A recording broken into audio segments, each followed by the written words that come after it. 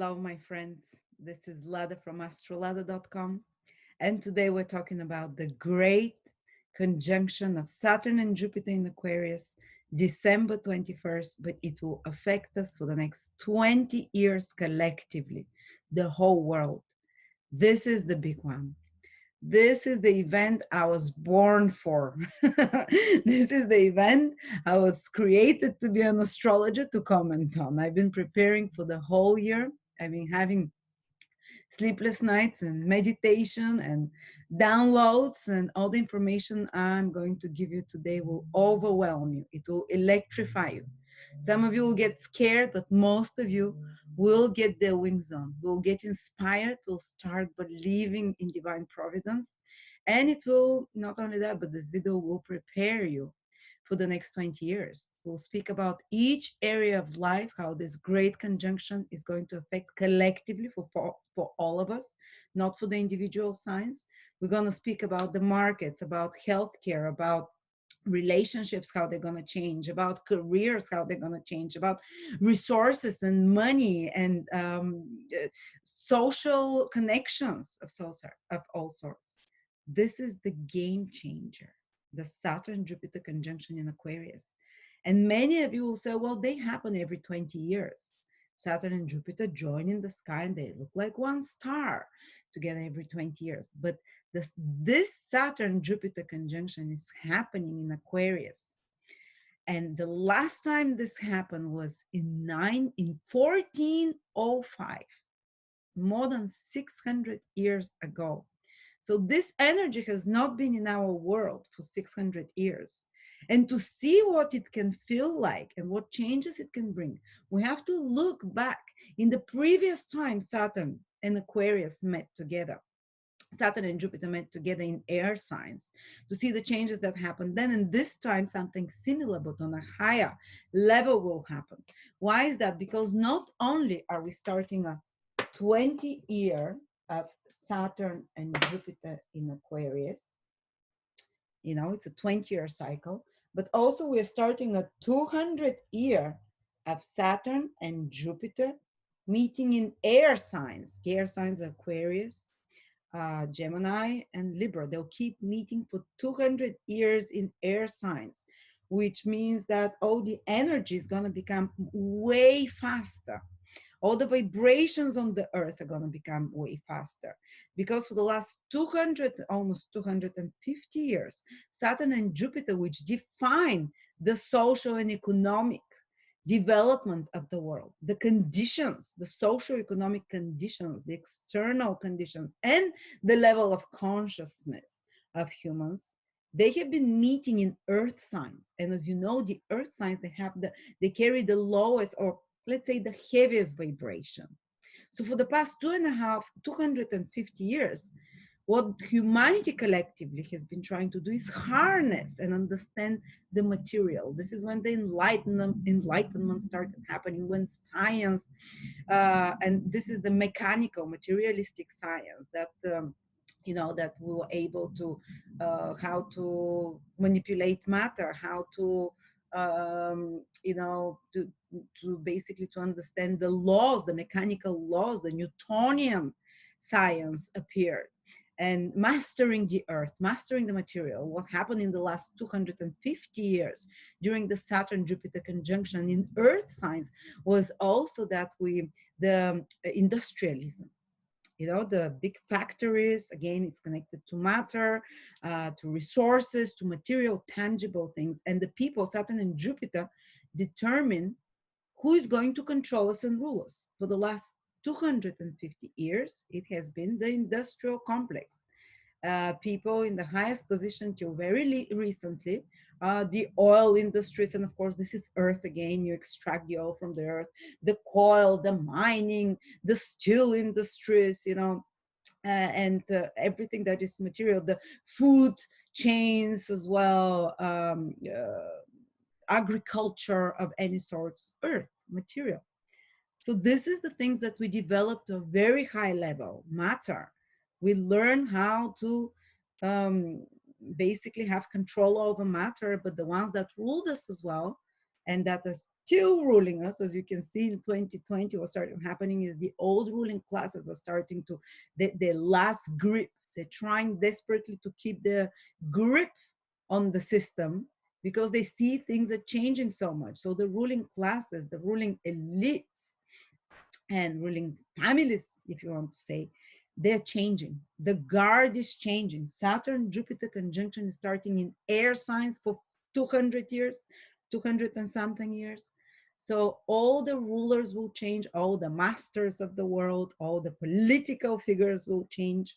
Only the ones who remain over the next 20 years, who are aligned already to the lighter energy of the air signs, especially to the energy of Aquarius, because the first conjunction is in Aquarius, which is about fraternity, equality, equal rights, fairness, honesty, a science-based but science truth-based approach to ruling. All the others that had more of the earth, you know, qualities for the last 200 years that are controlling us, and the earth is a lot more about control, you know, a lot more about regulations and order and structure. Well, these will become irrelevant. Yes, there will be the very likely last showdown, a last sparring between those forces. Has been happening in 2020 already, but eventually they will just become irrelevant and outdated. Humans will turn their back towards that. It's not the astrologically and cosmically not aligned anymore to the vibrations, the new vibrations that are coming. You can't swim against the current too long. Eventually you just get tired and you get washed down the stream. So all those industrial and very materialistic, the ones that controlled all the resources, the ones that rule us currently and have been ruling us, have controlled all the resources. You know, the money, this is again earth sign quality, you know, like Saturn, Jupiter have been in earth signs for 250 years. Then they became our masters, but our masters will be new. Actually, our masters will no longer have such a paternal and guardianship role, because Aquarian energy that is coming is about self-control, self-autonomy. It's almost like we've reached that, as humanity, the adolescent age, we're coming out of it, and we're entering kind of into the teenage age. Aquarius is the teenage age where you want to become independent and you want to kick off the rules and regulations of your parents. We talk here about our governments, because we think we can do it alone. Well, you know, a lot of teenagers think that, and often a lot of them can cope well, but a lot of them can also make a lot of blunders. So initially we'll have a lot of fall downs in our trials, in our attempts to be independent, but it has to happen. It's the natural evolution process.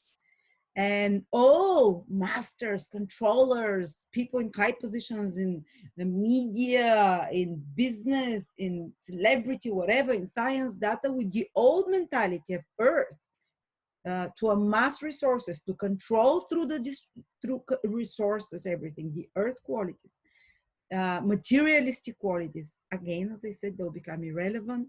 And the new leaders that we'll appoint through among us, they'll be the ones that realize we've matured now to a certain extent, and they have to start giving us more freedom, more autonomy. And it's not them that they're going to give us this freedom. We're going to take it. You're going to see a massive awakening. People already, 2020 was a preparation for that. But from December 21st, we're going on a new timeline. I'm just so excited, guys. I'm getting goosebumps. I'm channeling now. I'm not, yes, I've prepared for that, but something takes over me. And you're going to see next year, the vibrations are going to speed so much. We're still under the earth vibrations while I'm doing this video. Still under there's a lot of planets in Capricorn, a lot of fear. 2020 was Capricorn. It was like, the last, like the universe gave the last opportunity for the earth-based, the earth, all type of consciousness-based controllers to give their last attempt. And in a video 2019, I said this will be very difficult year, 2020, because it will be the last attempt to have a tighter grip on the growing humanity, on the awakening, and humanity. They feel times are changing as well. You know, those people in top layers, they use occultism, astrology, and all of those things. So don't think they're they're just blindly making plans. And 2020 was when they were given the last power, and you saw what happened: draconic control measures, extreme reaction to a virus that was used for control. You say, if you don't agree about that, it's okay, but that's what I channel, that's what I feel, that's what my research shows, and it's okay. They were given a last attempt, and they think now they have fully their grip, and they think, wow, it's, you know, it's working, we're winning. I'm sorry to say, but after December 21st, or after, okay, from 2021, this is not going to be the case. They're going to lose more and more that grip, because the energies that are flowing in just going to wash them off. It's not going to happen overnight. There will be rebellions, there will be tensions, because Aquarius is also the energy of rebellion. And what do teenagers do? They rebel. They leave home. They say, screw you, I'm going to go and live on the streets or alone. I'm going to leave this patriarchy domination. And that's what a lot of us are going to start doing over the next 20 years, kicking in from 2021. The ones that are ready to leave the nest are they're going to separate from the patriarchal system, of the controlled system, and they're going to want to be independent. So they're going to split from, they want to leave rules of any sorts, which is the earth-based, especially the Capricorn-based reality we had till now. They would want to detach from governments, from institutions, from tax paying, from anything that is about regulations and control, and especially being controlled all of your moves and whatever. And they'll start creating communities. Aquarius is the sign of communities. They'll start popping up here and there, little by little. First, people will be saying, oh, what a quirky bunch of new age hippies, you know. And within 10 years, I think at the peak of Saturn conjunct Jupiter in 2030, okay, I believe that it will be a wave by then. A wave that has become it's not going to be a counterculture anymore that those communities are created. It will be the mainstream by then. And this is how the old rulers become irrelevant, because enough people have shifted on a different lifestyle. And revolutions, yes, they can happen. You know, we'll see in 2021, 22, but especially 2021, when Saturn and Jupiter in Aquarius is squaring Uranus in Taurus, you're going to see a lot of civil unrest. Uranus is rebellion, Saturn and Jupiter is the new system and order. People will be, they'll first try to do it probably in more violent ways. Protests arising, but that's probably very necessary to raise the consciousness of others. But again, I always call towards don't harm others, be respectful of others' possessions, you know. But there'll be a lot of social unrest. All astrologers predict that. But I want to focus on the long term. I want to focus on the positive. I'm sure every other astrologer will tell you that economic crisis is coming. Yes, it is. Saturn square Uranus in Taurus, the sign of money. Saturn is in Aquarius, is the sign of distribution, is the sign of the economy, of the stock market. There's no way. You know, I went back and I looked at every time Saturn did a hard aspect to Uranus. Last time Saturn was in a hard aspect with Uranus was in 2008. You know what happened? The stock market crash, the crisis with the property around the world. The previous time Saturn and Uranus had a hard aspect, it was a square, I think it was the year 2000. What happened then? The dot-com bubble, again, another crisis. And I've went further and further. For example, another time Saturn and Jupiter squared each other. I think they were in opposition in fixed signs, because fixed signs are about resources, just like it's happening now. Saturn and Jupiter will square Uranus in Taurus. fixed signs. Taurus is the resources of the earth. Saturn and Jupiter is the distribution. In Aquarius, Aquarius is to distribute resources. Well, these will square, and Aquarius rules the stock market and the socio-economic environment around, and the marketplace of goods and services. The marketplace of goods and services. So it's all, both those two signs, Aquarius and Taurus, are very much about resources, finances, the economic situations. This squaring, and Jupiter will blow this out of proportion. So very likely a big, massive financial reset, financial crisis will happen. There will be problems with the supply chains. Aquarius rules supply chains, so be careful, you know, that you're maybe connect to a farm or anything like that, especially in 2021 when it's most intense, you know. Let's connect to a local farm, maybe, if there is disruption of distributions and distribution systems as well. Stock markets can suddenly start going down and up and crazy already from January, maybe even from December it might start. And it will it will repeat 3 times the Saturn square Uranus. It will carry on into 2022. So the recession can be quite, you know, big, and hyperinflation. You know, another time when Uranus and Saturn squared was in the 70s, exactly during Nixon. There was hyperinflation of the dollar. It lost a lot of its value. Another time Saturn and Uranus were in square, actually in fixed sign, I started telling you that earlier, was in 1930. That was the Great Depression. They squared in 1930 and 31, when was the worst of the Great Depression. The dollar again lost so much of its value. It basically got devalued, as far as I remember. And I'm not talking only about the dollar here. I'm talking all over the world. So if you can buy something quickly or invest in something, or, you know, but again, these things are out of our control. Whatever happens, happens. The systems will readjust over the next 2 years. They'll come up with a new financial way, a new financial system, very likely. Electronic currencies will become, no point to tell you that, you know it, it's going there. Astrology totally confirms it. I've been talking about the electronic currencies from 2017, since Uranus, the planet of technology and innovations, entered Taurus, and the Uranus rules Bitcoins and anything that is online. That is such currency. Taurus is money. It will all happen. There's no way around it. The stock markets will be rearranged. Maybe there'll be some reconstruction in a big way there. So they work differently. The Aquarius is I wanted to talk about that. The marketplace of goods, where everyone comes and, you know, offers their services, offers their products. So it's not only the stock market, it's the whole economic system.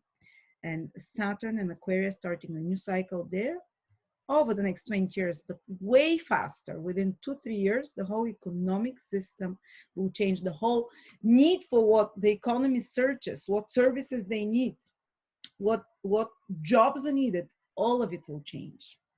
So we need to be very, very adaptable for the next 2 years, but it's very exciting. Yeah, I think people will quickly, because not only outside circumstances change, but your vibration as a human being changes from this new Saturn Jupiter conjunction. It's from an earth energy, which is so much slower, to air. Air is so much higher vibration than earth. We're changing after 250 years into air vibration. Air it's volatile. It's changes. You think reality has been changing fast. Oh my God, you're in for a ride from 2021. And Uranus in particular is the sign that moves so fast. Sorry, not Uranus, Aquarius. You've probably heard of Aquarius, that things happen so suddenly, so quickly there. If you know any Aquarian, for example, I'm Aquarius rising, and even my expression is kind of jump from one place to another. Even my energy, you can see it, you can probably feel it.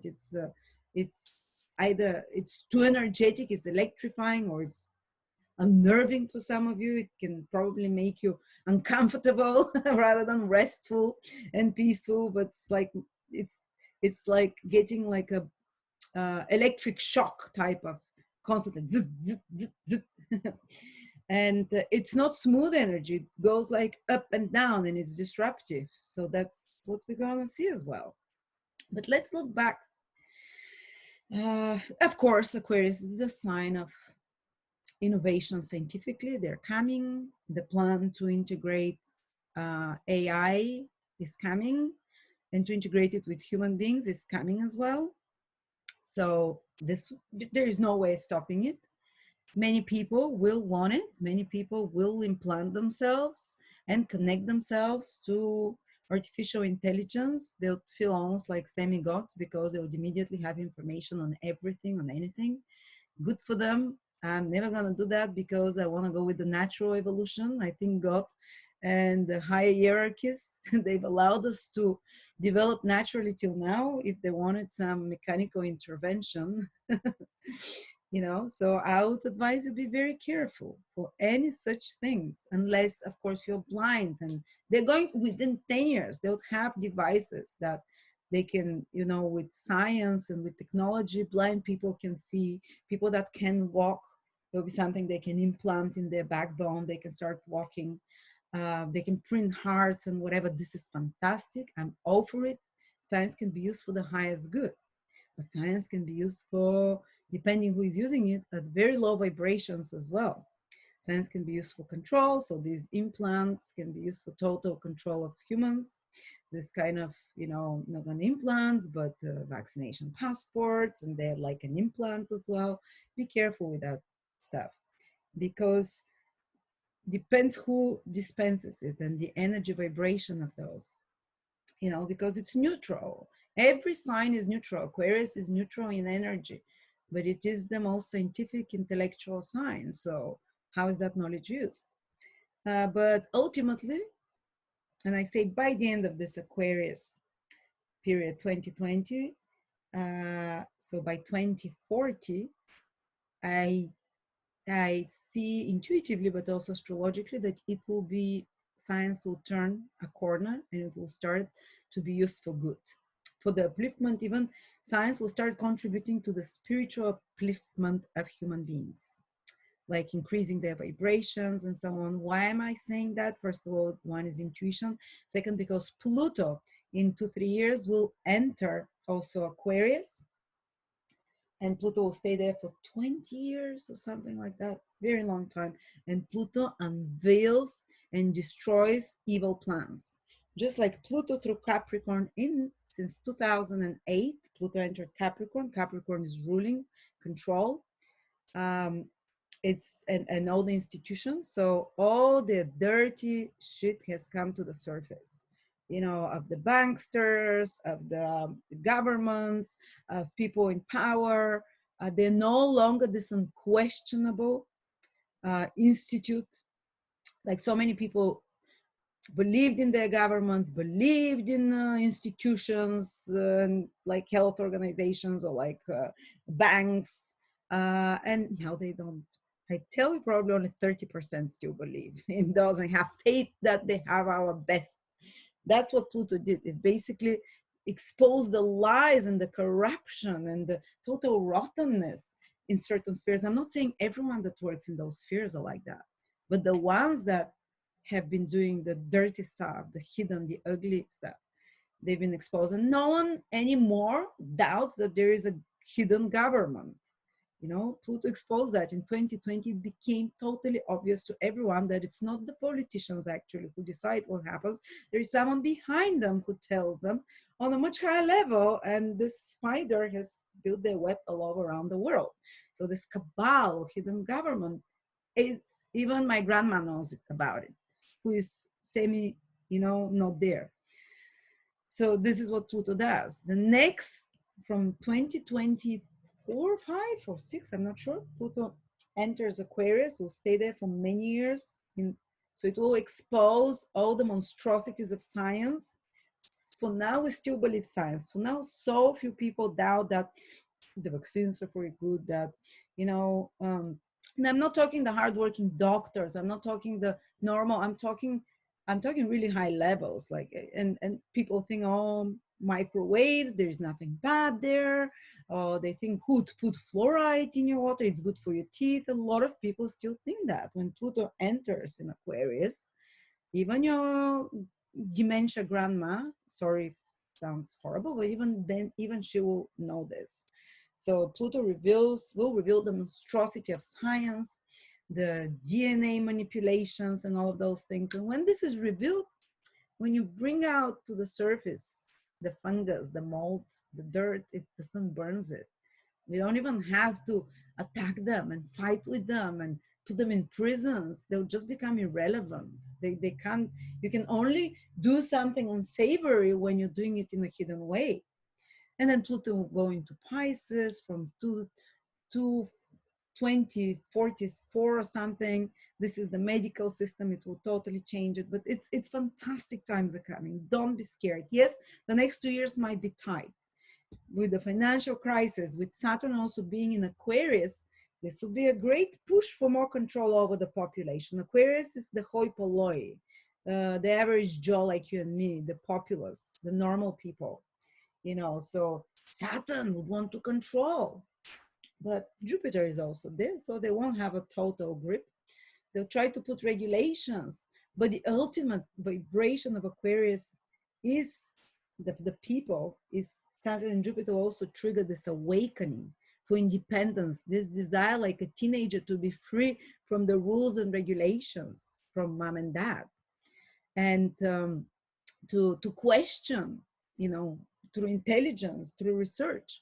Aquarius is the sign of intelligence. The average intellectual level of humanity will increase. And I'm not talking because they have better universities or anything like that. I'm talking on an internal level. The level of consciousness of humans will start rising so fast, from the earth-based, which is desire for survival, fear for if there is enough resources, focus on material things, it will rise so fast to knowledge, wisdom, information.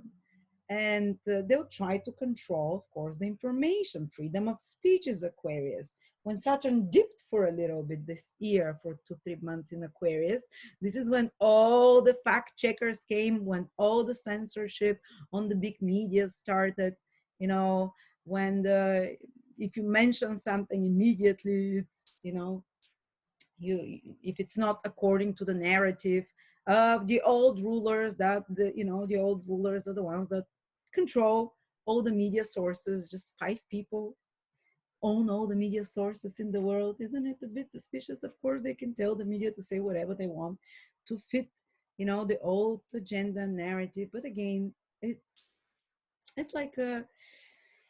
uh, like someone who is cornered, and while they know there's no way out, they're just shooting everyone. So if they go down, they want everyone to go down with them. But again, you can't go against divine order. You can't go against divine um, plan, and it is Aquarius, the divine plan. And I started showing you something here. We're starting a 20-year Aquarius period, 200-year air sign period, and 2,100 years Aquarius age. This is the actual constellations. The ages are based on the actual constellations, while those smaller cycles are based on the tropical zodiac, which is the local Earth zodiac.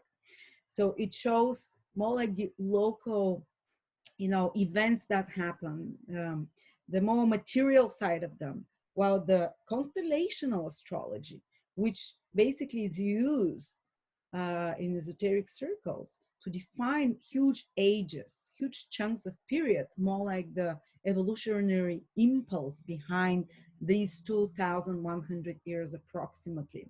And since the master being Sadhuna, very high level initiate teacher, in 1914 said that the dawn of the age of Aquarius started in 1914. That's why already the timeline has been speeding up for the last 100 years. But Now, for the first time since the age of Aquarius started, and it will continue for the next 2,000 years, basically, till now we're in the age of Pisces. The huge astrological ages, they move backwards. From the birth of Jesus Christ till now, we were in the age of Pisces, till last century, 1914, when the dawn of the age of Aquarius started. We're in the age of Pisces. Now, for the next 2,000 years, we're already in Aquarius. Then from the year 4000, we'll be in Capricorn, and so on. And the whole next 2,000 years and the last 100 that passed have been having already this energy of Aquarius. So a lot of the things I'm talking about that are coming, they have been vibrationally here already gradually. But now is the actual kick off. So till now is the dawn. Now is the actual, till now is the warm-up band, let's say. Now is the main band that is coming on stage to perform. And so we're having a resonance here. The age of Aquarius vibration generally is already vibrating. And for the first time since we've been in the age of Aquarius for 100 years, we're going to have a small period, a small Saturn, Jupiter, that Saturn and Jupiter, the visible planets, are necessary to kick off the material manifestation of an age, to kick off, because they're material, they're planets that are visible. So what happens is when you have one energy vibration of Aquarius aligning with another, you've seen in science the vibrations of resonance. When two waves of the same vibration meet, they, if they were like that till now, they suddenly create a way bigger wave. So if they merge, they start going like that now. We're gonna have a massive change. Yes, we have Saturn and Jupiter conjunction every year, but till now, every 20 years, sorry, but till now it never happened in the same sign as the current sign of the ages. And this is exactly what I want to talk about: massive awakenings and so on. Aquarius is consciousness of humanity. There's no way it's not going to rise. And the purpose of, and God allowed that because we needed that contrast, but the purpose of those, the hidden force and control, is to keep humanity in a stage of childlike. So they need to be parented, they need to be told what to do. They're afraid, so they run to mommy and daddy, and they tell us what to do. That's what governments were till now. But behind those governments, there, as I said, the constructors of that earthly matrix. There are a few families around the world, a few high initiates. Some are from the Black Lodges. They serve purposes to retard the evolution. Some are from the White Lodges. The ones from the Black Lodges, who currently have been controlling the world on the highest positions, they basically want to keep the vibration lower so humans are controllable, because when they know humans are reaching that teenage stage and we're going to become unruly. We're going to smell, we're going to be stinky, we're going to say, I'm going to do what I want, So how do you control? By fear. That's how you bring the consciousness down. That's how you, by making you think that you are a material being. That's the biggest game. I've made a video about who stands behind those forces. This is the Arimanico, also known Luciferic and Satanic forces. And the ultimate game that they work through is when people believe that they're just a dirt bag of cells and a random occurrence, that we're just like an evolutionary fluke and we're just biological machines. Till humans believe that, and I think very few people, especially more, everyone who's watching this video, I know they no longer believe that. But the moment humans start not only believing, but knowing that we're not just, it's not random, that we're spiritual entities having a material experience, this is when game over. And because then the fear factor disappears. And when you realize that you come over and over in this incarnation, you start caring for the future, you start caring for, because you're preparing it for yourself, So that's what's going to happen. I think that by the end of the Saturn Jupiter conjunction in Aquarius, the first one that starts for the next 200 years, almost 90%, oh, okay, let's say 50% of people will be totally certain that they're not material beings. The raising of consciousness would have happened. And that's what they're most afraid of, those in control. They are afraid that you would realize you're not just a random occurrence, you're not just material being, because then no one can control you. You're autonomous, you're powerful. You are, for God's sake, you're eternal light being. And that's what a lot of us will start realizing now. And not by reading books, it will happen by internal experiences. Because Aquarius in esoteric knowledge also rules, just like in, we know it rules the internet. So those invisible paths that pierce the air that carry information created by humans are also Aquarius. But they're also invisible paths piercing the whole cosmos, the whole visible and invisible universe, or with channels of information that leads directly to source. Information on music, on art, on whatever you want. It's there. It's the cosmic internet. They also call it the Akashic, where all the knowledge is stored. We call it the cloud now, the internet, in our earthly equivalent, what we've created as humans. But divine mind and the higher, beings, they have, creator has created the whole universe with those fields of information that are everywhere around us. And Aquarius rules those fields of information, of knowledge, of absolutely pure knowledge and wisdom that can be downloaded instantaneously. And what's happening now when these two cycles are aligning is that humans, those qualities, this vibration of the nervous system, this ability of the nervous system to tap into those invisible fields of information will be awakened on a massive scale. I'm not telling everyone will become telepathic suddenly and download information, but it would be scary. Like almost every home and family will have someone that is just suddenly downloading information. And I'm not saying that angels will appear in front of you and tell you this is the formula for hearing aids or whatever. No, how you tap into that is that your nervous system becomes more attuned, and you just suddenly know the answer. Just like J.K. Rowling, for example, said that Harry Potter came to her in one flash, in one instance, the idea about it almost fully formed, and then she had to create the names and the roles and everything. This is how Aquarius knowledge comes to us. This is what you're going to start feeling. And because I'm Aquarius rising, I've been, this intuitive knowledge, this is Aquarius. In esoteric knowledge is also called divine wisdom. Aquarius and Uranus, its planet that rules it, is the planet of divine wisdom and intuitional knowledge. So it's not about even studying and researching so much. You study and research so you can align yourself to the vibration of the subject that you're talking about. That's how you start. Once you align to this vibration mentally, say, for example, you've been studying so much about, let's say, how to, I don't know, you've been studying about astrology, for example, and you first study it with your brain.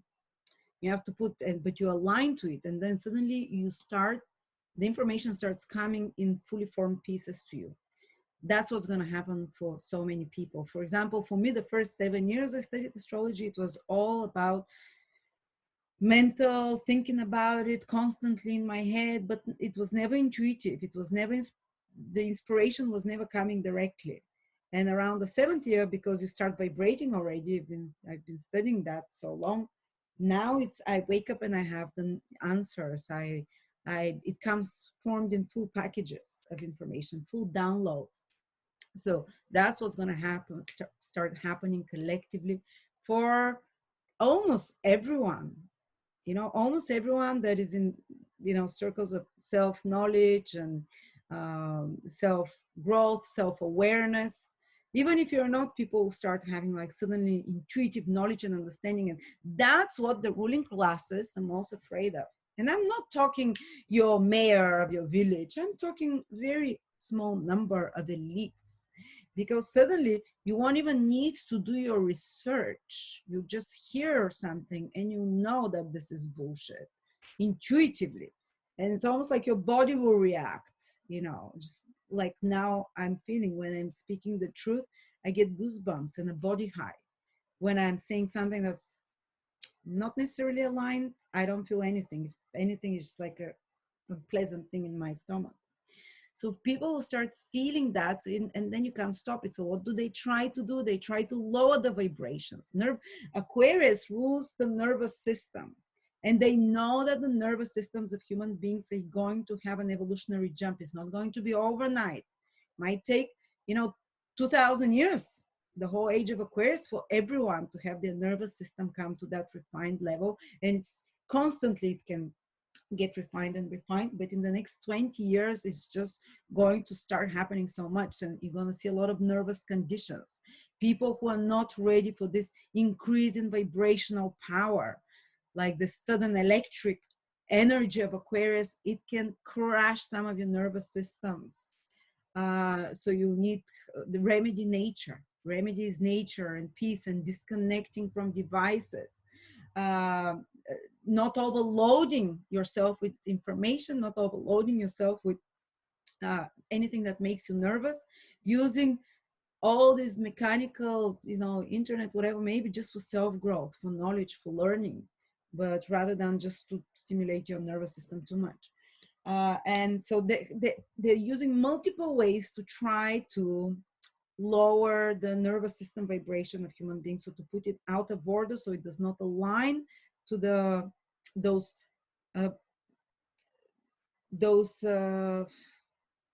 lines of information, that what's Aquarius rules, that we can start connecting to those invisible channels of information. It's Aquarius rules telepathy, Aquarius rules downloading information, intuitive knowledge, all of those beautiful things that you just know.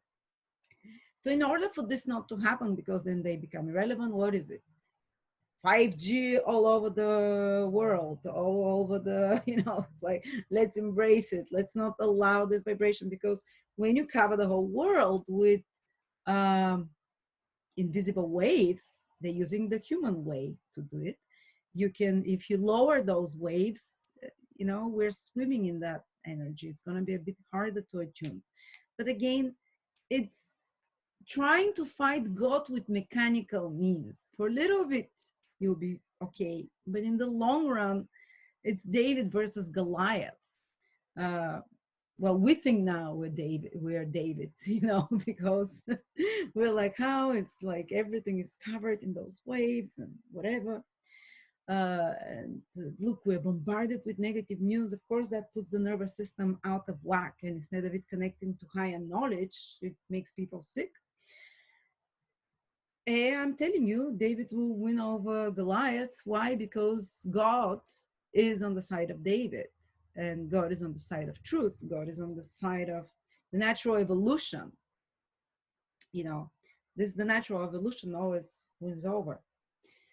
So fantastic stuff, yeah, there will be a battle, there will be, and not necessarily external. There might be some in 21, 22, when you see the measures tightening and people just rebelling against that. But people will start realizing, okay, this is not the way to battle that system. If we don't like it, we'll just find alternative ways around it. Aquarius rules alternative ways as well. So as I said, alternative communities will start popping up. And remember the hippies, they started in the 60s. But they happened right after another Saturn Jupiter conjunction, but it was in Aquarius, in Capricorn. Remember that Kennedy was also killed then, right after the Saturn Jupiter conjunction in Aquarius, in Capricorn, in the 60s. So Kennedy was very much about the truth. He wanted to expose those. He wanted to dismantle the Federal Reserve that basically has enslaved us into debt and the normal people, creating money out of thin air that we have to pay after that to 2 or 3 families that printed them. Hello. He wanted to do a lot of beautiful things, but he was killed because it was still the earth sign energy. The Capricorn in particular, Saturn, Jupiter conjuncting Capricorn was before him. Capricorn is the cabal, the one controlling. So the government still had, they were allowed by the cosmic forces to rule further their steely grip. And and as a result, after this very steely grip, that after that came that president that started the wars in Vietnam, what happened? The hippies appeared. There was a total result to the rejection of that strong Capricornian, I'll control you, I'll tell you what to do. Hippies went to live outside of the society. They didn't want to pay taxes. They didn't want to be part of the corporate world, the corporate machine. But it was still not their time. It was still not Aquarius energy. Aquarius is about communities. And of course, what happened? They were really poo-pooped with the Manson case, who was a CIA agent, if you have not studied. And after that, after the Manson killings, they said that hippies did those killings. And for a year, the media, all it blasted was that. So all hippie communities were basically seen as the evil forces, and they were seen as, they dismantled that movement, that beautiful movement. But now comes the real hippie movement. And I'm not saying we're going to be taking LSD. No, now it will be a movement of intelligent, autonomous people that are starting to separate from the system, that will find the alternative ways of payment, alternative ways of trading, of exchanging goods and information that is not monitored by the system, because that's exactly what's going to happen over the next couple of years.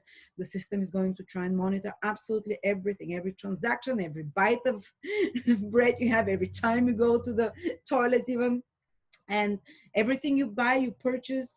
You might not be able to go to concerts already. They ask you for, vaccinations and things like that. So they want this. So this will be imposed. But again, as I said, humanity is going to start splitting into two. The ones that are ready to graduate, or let's say to become teenagers, to live on their own, they'll split. There is no way around it. The universe will allow it. It's not Saturn Jupiter conjunction in Capricorn. The government can stifle them this time. No, it's Saturn Jupiter conjunction in Aquarius. Yes, they will try to control the population, but population will find alternative ways. Alternative medicine will start coming up. Aquarius is about everything alternative. Wave technology. Aquarius sign is 2 waves. Wave technologies will come for healing, it will become commonplace within 20 years. Instead of going to treat your cancer with chemical ways, again, this is the earth quality, the earth for the last 200 years, we're treating cancer with, with chemicals. Well, it will be vibrational healing. We'll speak about that a bit more. It will start to become vibrational healing on so many things. So many diseases will be eradicated through science, through vibration as well. A lot of positive things, so don't get discouraged. Even if it gets a bit scary in 2021, 2022, things will turn around. You can't go against the wave, against the tsunami. You can build you can put stones and whatever, but nature is more powerful. And I want to return you a little bit over the past. When was Saturn and Jupiter together again? I looked back and I found something. I'm getting goosebumps when I discovered it. Thank you, God, for leading me and showing me that, because I'm so excited. I went back 2,500 years ago. And one of the times when Saturn and Jupiter conjunct in Aquarius was in the year about 100 AD, 180 AD.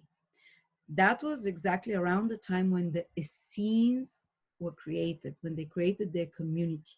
I don't know if you've heard of the Essenes, but they were a community of very spiritual people that lived outside of society, and out of whom Jesus Christ was born. They prepared, they were high initiates, and they were preparing all their members to connect to the higher sources, to travel astrally, to communicate with the higher beings. They were a school of mysteries, high initiates. They lived very purely, purified diet, very simply, very lovingly. And out of them came Mary and Joseph. So they had to basically prepare the bodies, the pure bodies, for the avatar Christ to come in the body of Jesus. So Jesus comes from these scenes. They were pure community. Then I kept looking. The next time Saturn and Jupiter for 200 years were meeting in Aquarius was from the year 1100 to the year 1400, for about 250 years approximately. They were meeting from time to time in Aquarius, in the air signs, let's say. And I was shocked because that was exactly when the Cathars, the so-called pure Christians who revived pure Christianity, that went against the Pope, that went against the church and the rules of the church, and said it's not about the church, it's about connecting to God directly.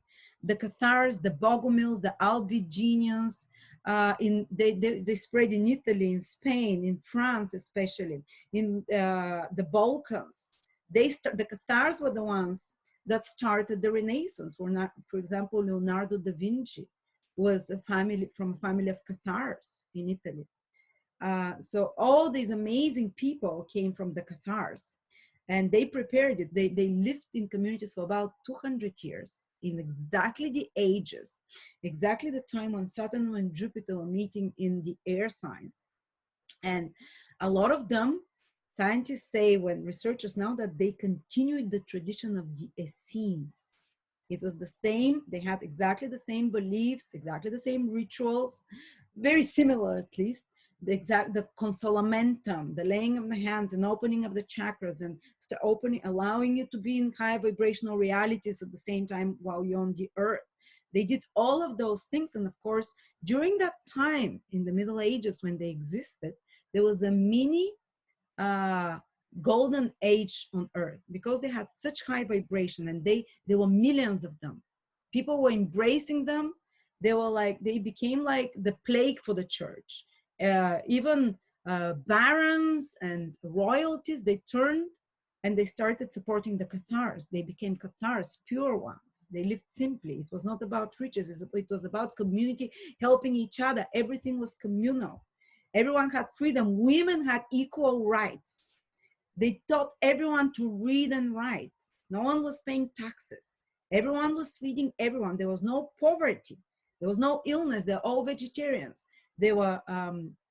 Women were leaders as well. Women are part of it was beautiful society. If you have not read about the Cathars, read about them. It's the same as the Essenes. They had female priests.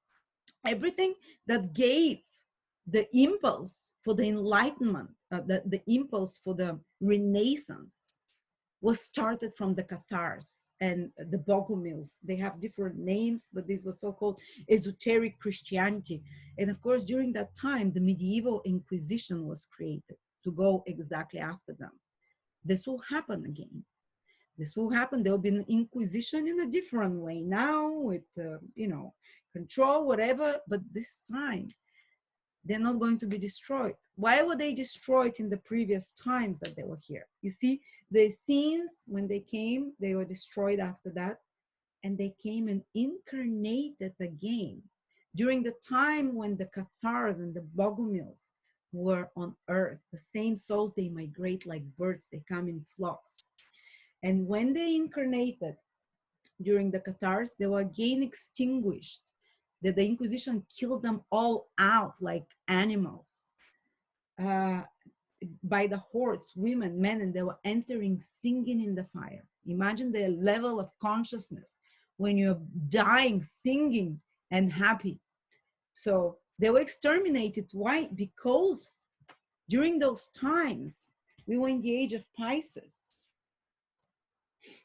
Sacrifice. While they were of the vibration of Aquarius energy, the scenes, brotherhood, equality, human rights. This is Aquarius. And unfortunately, humanity was vibrating at the low vibration of the age of Pisces, which was 2000 years, continued for 2000 years. The high vibration is sacrifice of Jesus, unconditional love. But because normally the whole humanity vibrates at the lower. So they were given as a sacrifice, and they did not align. They were too ahead with their ideas. They carried the Aquarius spark of community, of brotherhood, of knowledge, equality, higher wisdom, intuitive knowledge, connecting to the wisdom through, you know, downloading information. They wanted freedom for everyone. That was the you know, where the term brotherhood, equality, and freedom comes from, of the French Revolution, from the Cathars, and before that from the Essenes. They all did, but they were ahead of their time.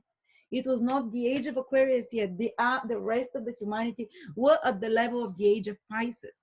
And Pisces, as the 12th sign, is when we pay our karma back. When it's tough times when you're in the age of Pisces, because you're paying karmically. If you know a bit of astrology, you know that Pisces is about, it's karmic. And that's why humanity could not lift its head up during those 2000 years. Pisces is also to humbly serve. Pisces is not to question. A lot of beautiful qualities were developed, like compassion. People did not have much compassion, but in our consciousness, compassion was integrated over the last 2000 years gradually through incarnation, through every other incarnation. But now we're in the age of Aquarius, and the sub period of 250 years is coming of Aquarius, or let's say of the air signs. Those communities will come back, and this time they will stay. Those communities of equalness, of equal participation. Every member is as important. No one is left behind. No competition. I mean, it sounds like communistic utopia, but it could not work till now, not until we enter into the resonance of both the age of Aquarius and the actual, for it to manifest materially in society. Saturn and Jupiter, the planets that allow it to manifest materially in the ruling structure, in the fabric of humanity, of society. And it will be not counterculture, it will be the norm.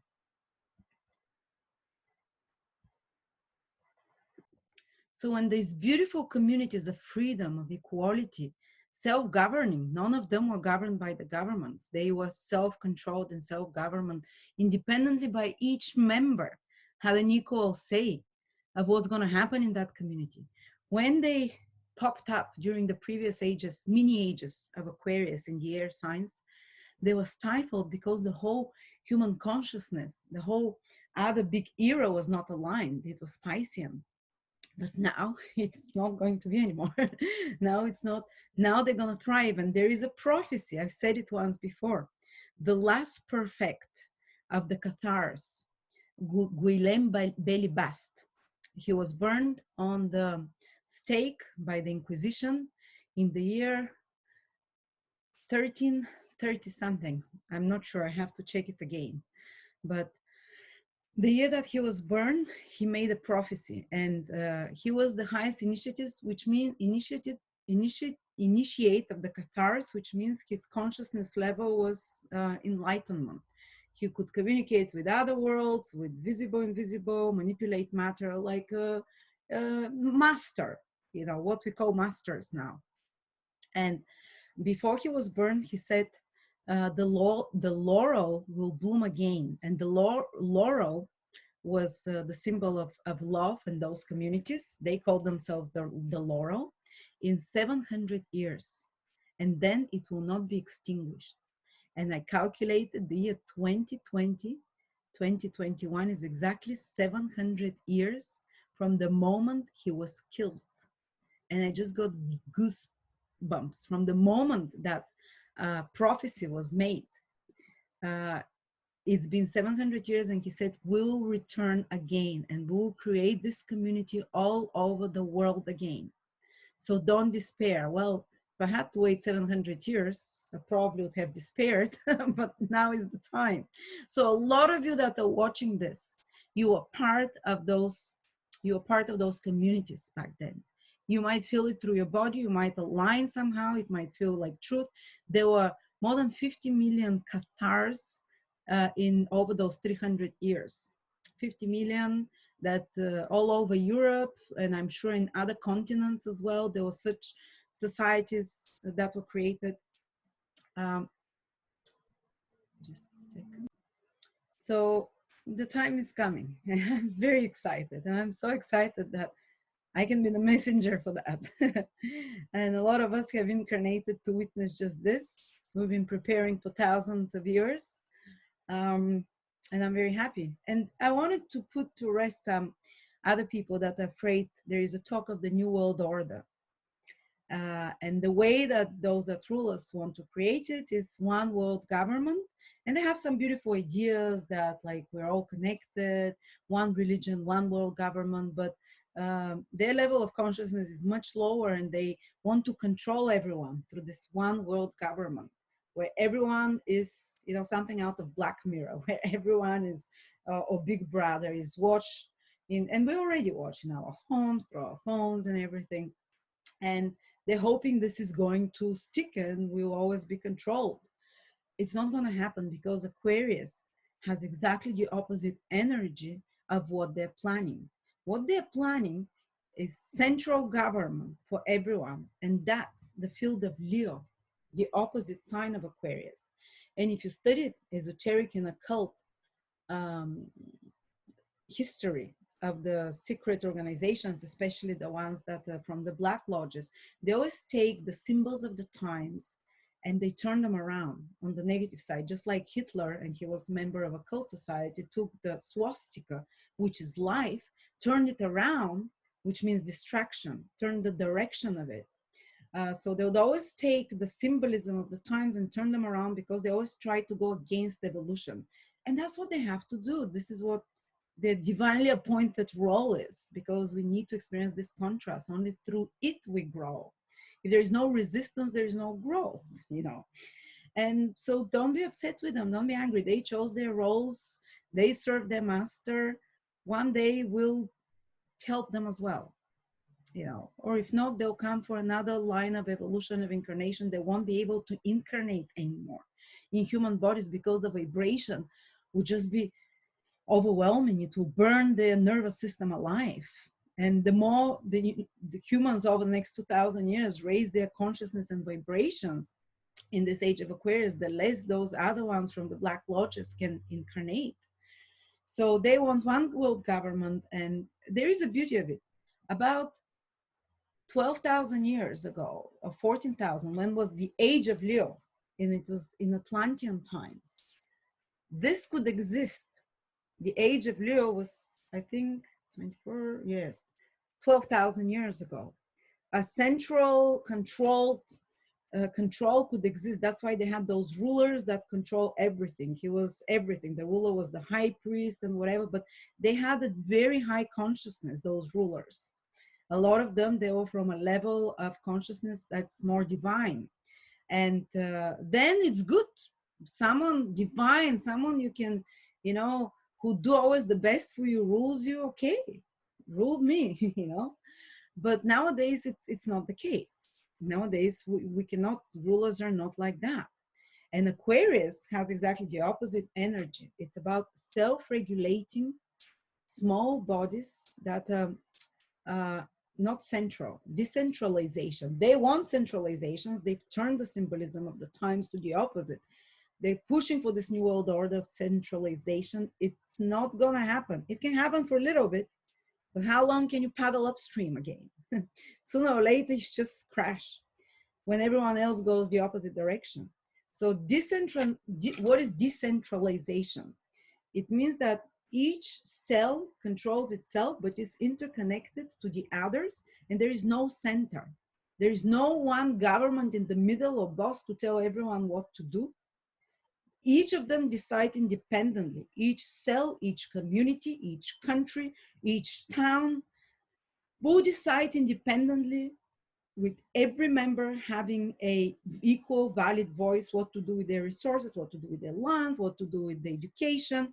And they will connect to each other and give information and say, this worked really well with us, try. And the others will say, well, this worked really well in agriculture with us, try this. So they'll be exchanging information on equal basis, but no one will control the others. And with that, do not worry. New world order, that call them whatever you want, cabal, Illuminati, has been preparing it's not gonna work. And I you know, it's very interesting. Every time they keep trying to the end, and they always lose eventually in the grand scheme, because evolution is goes according to divine plans. So yeah, I wanted to put your hearts at peace if you're worried from that. Maybe, as I said, over the next 20 years, I see this all starting to develop over the next 20 years. I see this new world order might have a few years, but by, I'll say 2030, it's gonna just start falling apart, you know. And they might switch me off from YouTube, they might ban all my accounts. I've found alternative ways. It's Aquarius. I'm putting myself at a lot of risk telling you those things. I hope they look at it like mumbo jumbo and they don't pay attention to this video, but it is what it is. So I now want to go quickly through all areas of life that Aquarius age and the next 2000 years, in particular the next 20 years, but in the larger scale, because we're in the age of Aquarius for the next 2000 years, how things are going to develop. And this is how, I'm sure no astrologer will do that. If this is Aquarius, it's placed at the first house. Everything we talked about Aquarius still now matters for this age. But then the second house from Aquarius, which rules in astrology finances, becomes Pisces. So it means that there will be Piscean tinge to our finances. There will be a Piscean tinge collectively in humanity, how we perceive money. The second house is money and values. And what is Pisces? Well, our values will first of all start becoming more spiritual. Pisces is the most spiritual sign. You'll see it over the next 20 years. People won't value so much how much you have in the bank and financial material things. They would value what is your intrinsic spiritual worth. Also, people start spending more money on spiritual enlightenment, on raising the consciousness, on meditation. People will start investing, even companies, or if you invest in anything, a business that is about Piscean in nature can have very strong financial return. And Piscean in nature is recuperation, healing, psychology, the oceans. People will start valuing the oceans more, and we'll get some kind of, the second house is stores and reserves. We're going to start taking care about the stores and reserves of the oceans and cleaning up the oceans. You see, people put a lot more value on clean water, and we'll do that. We'll clean them up, guys. I promise you. The Pisces is on the second cusp of what we value and what we're going to put money into. But people might also lose kind of interest in possessions and tangible things, because Pisces is like, it doesn't care about those things. You start seeing it more and more. What a relief, you know. But also there can be money losses for the next 20 years, especially initially, because Pisces is loss, and money can kind of disappear, poof, or they can be magically created out of thin air as well. This is Pisces. And it's on the lower scale. Pisces is that people are really confused about finances. They don't really understand the financial system, or that they become like little children when it comes to finances, and some will choose that path. Some, maybe not consciously, but some, Pisces is like handouts. Pisces rules charity. Some of them will prefer to be on some kind of a charity constantly. For example, if there is introduced, like if they introduce minimal income, how is that called? Basic salary income for everyone. Some people will prefer to live on those handouts and will prefer to be totally dependent. Pisces is kind of vulnerable, dependent when it comes to resources. They're like a newborn, like a child, you know, whatever. And some people might need to be liberated from the concerns of the material so they can focus on other areas of life. So don't beat yourself up if you become one of those people, because your worries, you need to be like an infant taken care of, so your energy and potential can and focus can go in other area of life, maybe to develop your creativity or whatever. But yeah, there will be a bunch of people who kind of almost give their whole give away and sacrifice the ability to choose when it comes to their resources and to rely on handouts. But also it means that people will be spending a lot more on charity. A lot more money will go allocated to those in need, the ones that really need it, children, very old people, hungry. Pisces are the ones that really, the sick, the ones in mental hospitals, the ones that in prisons. There'll be a lot of resources that go to such the mentally, disabled, the very sick people, the ones that can't take care of themselves. There'll be a system put in place that will take care of them. And I want to promise you that, so you don't think it will be like everyone for themselves separated and no one's taken care of. This will exist in a beautiful way as well. Okay, there is so people giving up responsibilities for their finances, totally. Okay, there is also another negative side of it. Pisces rules spying. So we can be spied on through our purchases. And it's already happening. As I said, for the last 100 years, we've been already in the age of Aquarius, the dawn of it. And now with the mini subcycles of Aquarius, Jupiter in Aquarius, that will become even more so. While others will decide to become very incognito with their finances and money.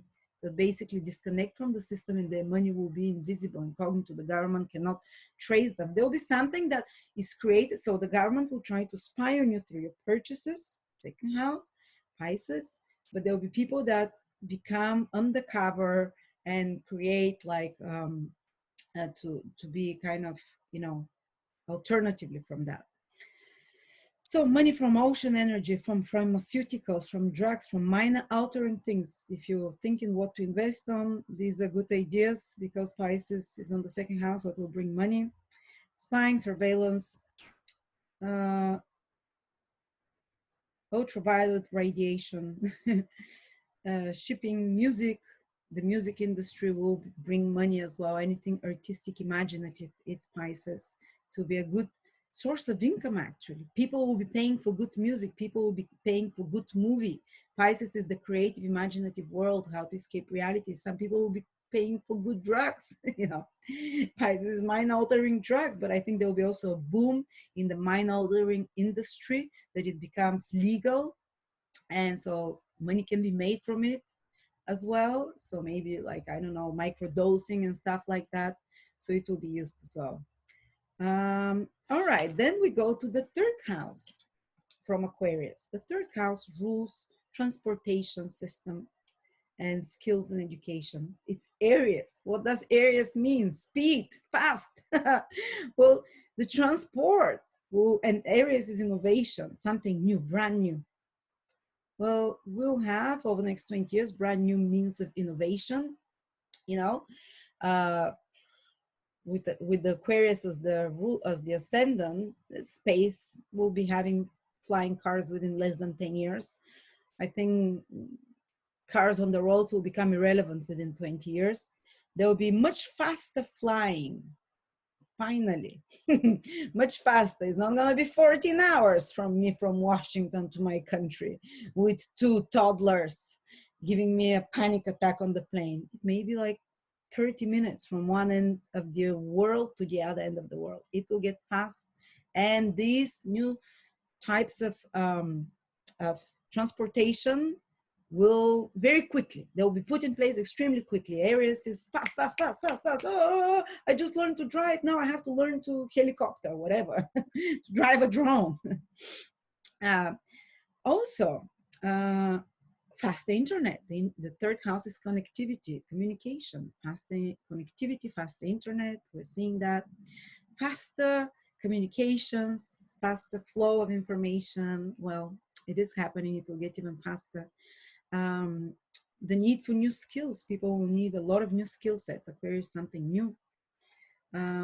New ways of business. Third house is marketing, how you do business, sales, products. Well, the old way of marketing and advertisement is that a new type of marketing advertisement will appear, a new way of making business will appear as well.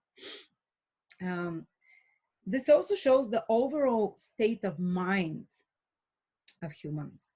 The third house is the mind. So over the next 20 years, humans will become more adolescent. Aquarius is very adolescent, very youthful in their minds. youthful thinking. If you know any Aquarius rising people like me, you know that they're like kids. Their adolescence is prolonged to their 50th year sometimes. So people will become way more younger minded, and through that they'll start looking younger. Third house rules images and stuff as well. So you see this youthfulness appear in human brains, and youthfulness, and focus on youthfulness in regenerating the brain as well. Just a second. I'm sorry, I keep seeing some discrepancy between the sound and my voice. Another thing is that social media is the third house. Well, there will be a lot of new social medias coming, very different. So it's not going to be always the same ones that we're used to. So get ready for that as well. All right, then we have fourth house, which rules property, houses, places that we live in the age of Aquarius, and specifically in the next 20 years, it's under Taurus. This is the fourth sign from Aquarius. What does it say about how we're going to live?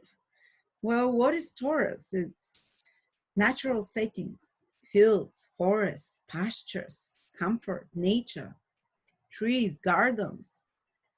All people, it's the opposite of cities. You see collectively, and it's starting to happen already. As I said, always a conjunction of Saturn Jupiter starts feeling before that even, but it will become more and more massive from 2021. People start moving towards Taurus-like places in the countryside, where there are gardens, not away from basically, big cities. They just want to have touch with nature. Also, the materials we'll use in our homes will become more and more natural. All plastic and synthetics, they'll be almost eliminated from our natural environment at home. Homes will be beautiful. Homes will be, Taurus is the sign where you feel most comfort, when you feel most relaxed, when you enjoy the most. And people will focus on that, and they put everything materially and financially, because Taurus also rules money, to make their homes as comfortable and as beautiful. And there'll be some beautiful new designs for home architecture. Finally, some beautiful architecture will come. It's Taurus is one of the most aesthetically pleasing signs. And I think people will do a lot of money from land and property. While Uranus is now in Taurus for 2-3 years more, it might be a bit up and down, but I think overall, investing in property, and because Taurus is money, in property and land can be a great thing. All right. Living green. That's another thing. Taurus in the fourth house. You'll see huge villages in nature, more natural, But there is something interesting from Aquarius, Taurus, and Libra are both ruled by Venus. And Taurus, the fourth house, places of living, is combined with Libra, the ninth house in the age of Aquarius, which is foreign countries. You'll see a lot of people may be investing in foreign lands or living in foreign countries. It will be much easier because of this connection through rulership between Taurus and Libra in the wheel of Aquarius, basically, because we put it here always as the first sign. Well, you see that people can move more easily, live in foreign countries more easily. It's going to be very, even though there's some restrictions now about traveling, I'm telling you, it's going to be for a short time. It's going to be so much easy to settle and to live abroad everywhere you want, and predominantly in beautiful nature areas and so on. So another good news, huh? Then we have the fifth house from Aquarius, which rules our celebrities. Fifth house is the entertainment culture, the celebrities, and they're for the next 20 years and 2,000 years, actually, from the age of Aquarius, they're under the influence of Gemini. Goodbye, vapid celebrities. Goodbye, celebrities that flaunt your Chanel bags and expensive homes. The Kardashian style celebrity is gonna die out actually like them. I liked watching them, so nothing against them. But now the people that we're going to admire, this is the fifth house, who you admire, who you want to be entertained by, will have Geminian qualities. I'm not saying they'll be Geminis, but they'll be clever, intelligent celebrities. People that we put on the throne, on the pedestal. This is the fifth house. There will be people that we can learn something from, that are more articulate, that are more skillful. We'll admire them for their skills, not for their, it's, for example, in the earth sign for the last 200 years, you know, always the fifth house falls in another earth sign. So we admire our celebrities for what they have, for the lifestyle, for the material things. Wow, look at that. They have a plane. Whoa, they have a swimming pool. Whoa, let me look. It's like, I want to live this life. Now it's like, wow, she's so intelligent. She's so skillful. Or fifth house is also politicians. The politicians will choose, they'll be very clever. They'll be very, okay, it can go on the lower level, clever, cunning, but they can be also the pure in intellect, more scientific again, chosen for their skill rather than for their family, you know, for their money as well. Um, so that's another good thing. Fifth house also rules entertainment. Entertainment will become way more cerebral, and entertainment will come from Geminian sources like the internet. You see, it's happening already through chat works, networks, entertainment. A lot of people start in their free time, instead of wasting time, they'll start trying to learn something. They'll start, Geminis, to learn a skill. Almost like the hobbies people will start enjoying will be way more cerebral. For example, learning something, researching something, some skill, learning to play piano or an instrument, rather than in the last 200, the skills, the things that we entertain, that we're entertaining ourselves through, a more earth signing, which means enjoyment of the five senses, you know. I'm not saying those industries about enjoyment of the five senses won't thrive, but they have to set them up in such a way where there is, it's almost, you can learn something there, that there is communication and exchange of ideas. So this will be the ways people entertain themselves. Plus the fifth house rules children. And our children, how do we treat our children? Well, first of all, Gemini is not a very fertile sign. I think over the next 20 years, fertility will drop. Gemini is one of the signs that has lower fertility. While in the last 200s, we had Earth sign day in the fifth house, which Earth sign, they'll change, but most of the Earth signs are more fertile. But Gemini is not. Gemini rules twins, though. I imagine there will be more twins, interestingly enough. But I see that over the next 20 years, there will be less children, but there will be, the children that are coming will be more and more intelligent. Plus, the education of children will be transformed, and it will be skill-based intelligence. And skills, Gemini rules to roll skills and to use your hands as well, and type of, you know, education. All right, let's see. Education of high school, practical skills, hands-on experience, you know, so this is Gemini, to try it with your own hands rather than, you know, just, well, Gemini is also repeat facts and information, but the good side of Gemini is learn from an example and try it out. And children will be very bright as well, but very much involved with communication, with social media. It's inescapable. It's just the energy of the age. It's dating as well, fifth house. Dating will be fast, will be based on mutual interest, will be based on good communication and talking. It won't be so sexual. It will be more like, can we have fun together dating? Can we laugh about the same things? Can we talk about the same topics? And I think people will be dating till all age now if they're single, because Gemini is very youthful energy. So even in your 70s, if you're single, you approach, people start approaching it with this kind of, you know, youthful curiosity. Plus Gemini is the internet, so a lot of dating through the internet will happen as well. And I think Gemini also rules the local community. uh, I think a lot of our fun times will be in local community, or a lot of our dating, or let's say education of children might involve the children getting involved with local community projects. All right, let's move to the next house. It is the sixth house, which rules the health system and our health overall, and problems with health. Well, it's under Cancer.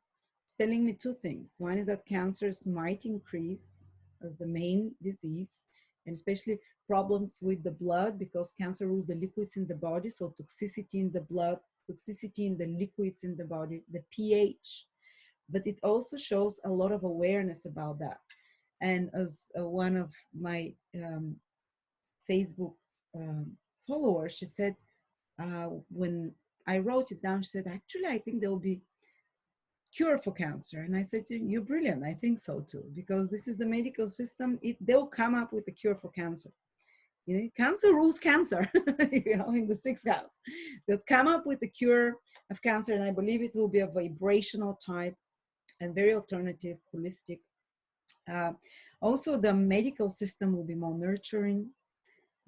And another thing is uh, more caring, because cancer is to care. And sixth house rules also the poor, the hungry, the marginalized, those in with health problems. So there'll be more caring for them, which is again, that's why Aquarius is such a humanitarian sign, by the way. You've heard Aquarius is humanitarian because there's sixth house, which rules all those that are downcast, that are lower than you, those with problems, might be someone who's going through divorce, those who's having a health problem, those who is less intelligent or less connected, or less paid than you. They treat them with kindness. Cancer is very with sensitivity. They treat them like family. That's why Aquarius is so humanitarian. They feel very sensitive. They feel the pain of those that are in pain. Cancer is to feel someone's pain, to feel compassionate, to try and help them, to try and comfort them, take care of them. And the sixth house is those all that are out of whack somehow, out of balance. So you'll see there'll be actually, I think even the medical system will become more caring, more humanized, and the more, you know, and so on. Cancer also rules the DNA. And there's some things there with the DNA that are very important, that the medical system will be doing, that it will be doing, hopefully for good, you know. What else? More sensitive to cancer is what we are more sensitive. Sixth house is toxins and pollution. So we collectively will all become more sensitive to toxins and pollutions. That's why it's very important to keep your blood and liquids in the body clean. How do you detox? You drink lots of water. Aquarians are known as well, if you know someone, to be very sensitive to any toxins and pollution. So detox from Wi-Fi's and a lot like that. And Cancer also rules the seas, and sixth house is pollution. So there'll be a massive outreach, and sixth house is to fix a problem. So the problems with the sea, they'll try to, you know, they'll try and fix it, to clean it up. I believe within 20 years, we're going to start having cleaner seas. All right. The family. Oh, also, sixth house is work. I forgot to say the most important thing.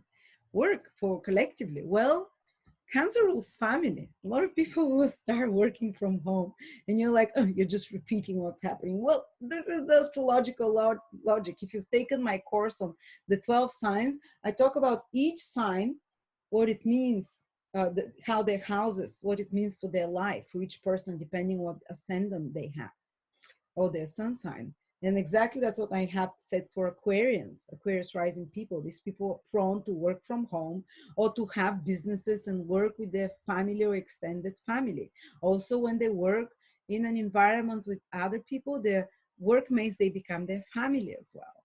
They treat them like family, not like unequals. If you have someone, if you're managing people, whatever, these are your employees, they treat them like family. So now for the age of Aquarius that we're starting, the same will happen. Employees will not be allowed to be treated like workers. You know, they'll be treated or like lower down. They'll be treated with more care, with compassion. Plus, People will be working from home more everywhere. You see, it's going to be more and more. I mean, probably 80% of people get to that level, and with family. All right. Then we go to the seventh house, the relationships in the Aquarius of age. What is happening there? That's a tough one a little bit. Let's start with the difficult ones. The low vibration of Leo is narcissism and egocentrism, solipsism. So it might happen that for some people, people become more and more kind of, it's all about me. And it's very hard because in relationships, you need compromise. And Leo is not a compromising sign. Leo says, I'm one. Relationship says, you have to be two to make it work. So for some people, often this is known to create a lot of divorces. The age of Aquarius started 100 years ago. Gradually, you see, this has started happening already because of everyone wanting to be independent, to do their own things, and they can't compromise. Let me give you an example. In the last 2,000 years, during the age of Pisces, that started 100 years before Christ, finished approximately the start of the 20th century, relationships, and there are a lot of people that are still living under the age of Pisces. It takes up to the almost to the middle of the age of Aquarius for everyone to pull themselves out of the on Earth, out of the energy of the previous age. So we have, let's say, 70% of humans on Earth still living under the Piscean energy, the previous 2,000 years.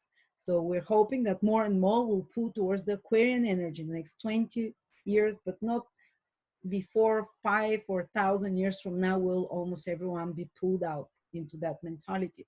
But in the age of Pisces, relationships were under Virgo. What is Virgo? Service.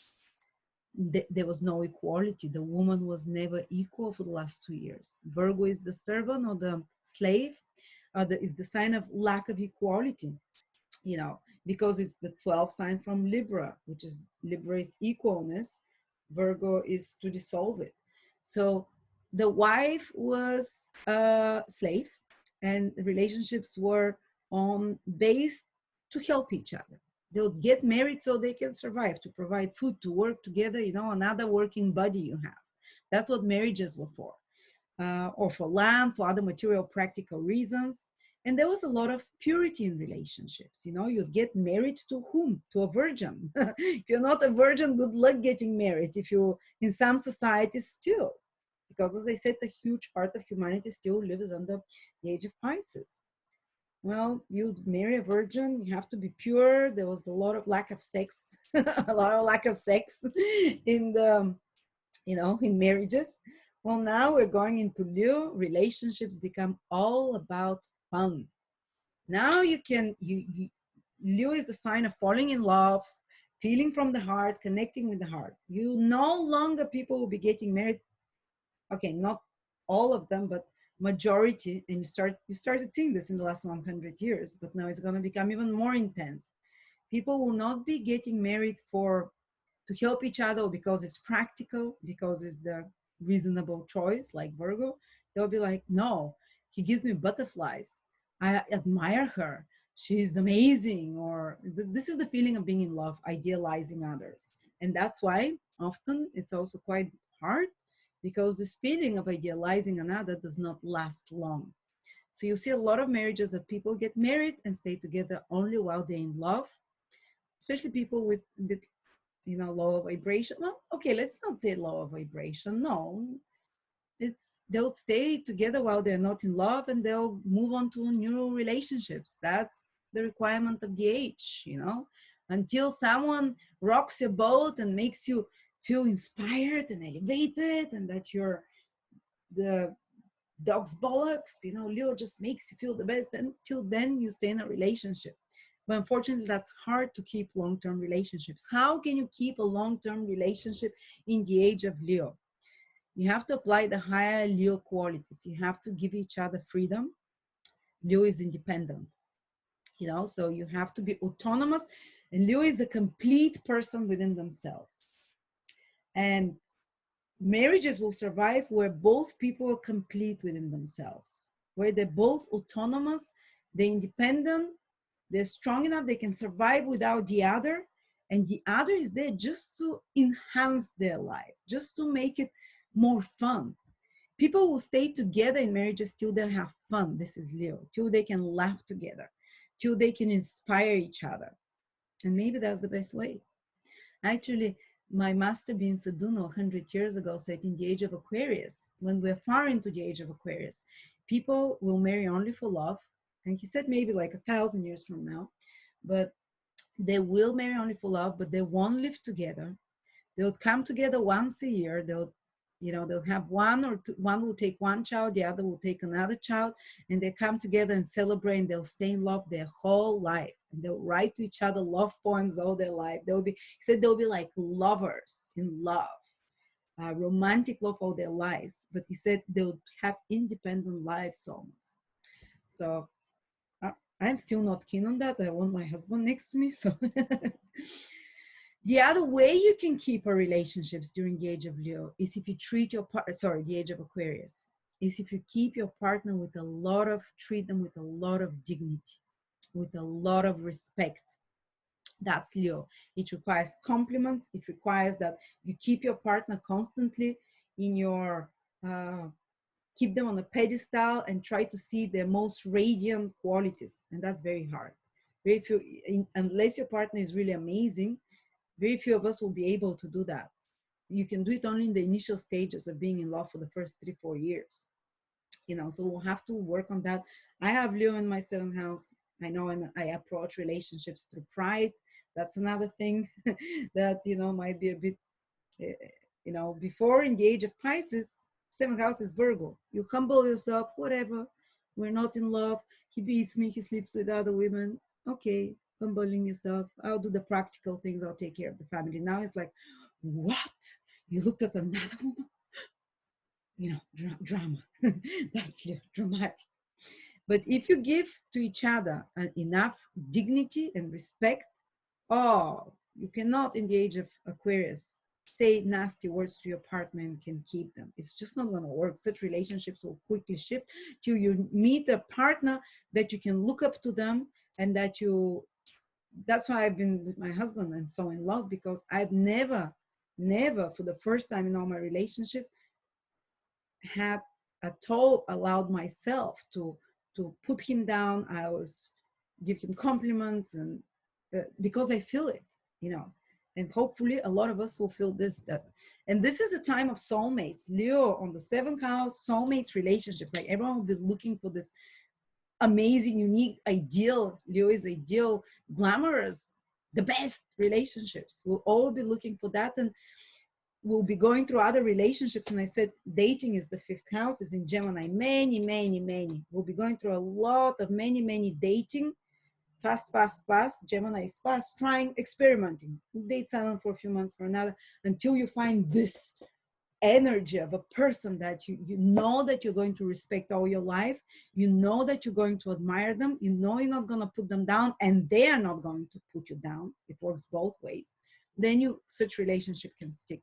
But if you get married because of, I think it's age, it's time, these relationships will be just for a little bit. They'll be just for, they won't be the long-term relationship. So that's how it will play for most of you. A lot of people will prefer to remain single in the Age of Aquarius as well, to keep their autonomy and just to date and experiment. With Gemini day in the 5th house, it's curious. I want to keep dating. And also, if you want to keep your marriage, you need to bring this dating energy of Gemini. So you need to do a lot of activities, diverse activities with Gemini. Say, go skydiving, go pottery making, go, try to connect through fun activities and experiment and do different things. Otherwise, there is always the chance to lose that spark. And another thing with Leo in relationships in the 7th house is that you need to have independent lives. I said, doesn't mean you live in Africa, he lives in Estonia, for now at least. Such can work. But it's like you're full whole person, he's full whole person, but you need, what connects you is some goal and some vision. Leo is a visionary sign, some ideal for the future. So if you have this ideal for the future, idealization of the partner, prefer lots of holidays. You need to take lots of holidays. Leo is holidays. That's how we're going to keep our marriages fresh in the next 20 years or 2000 years. You need to have a lot of fun together. The marriages will not be based so much on responsibility, unfortunately. Maybe fortunately, they'll be based on fun. As long as you have fun, as long as you make each other feel like a queen and a king, and as long as you treat each other as a king and a queen, you can have a long marriage in the age of Aquarius. And treat your partner with nobility, like their nobility. Fun. Then the eighth house. The eighth house, the house of therapeutics, of healing. That's not a healing house. Well, Virgo is there. So in the age of Aquarius, Virgo is very scientific, analytical. Virgo rules our mechanical sciences.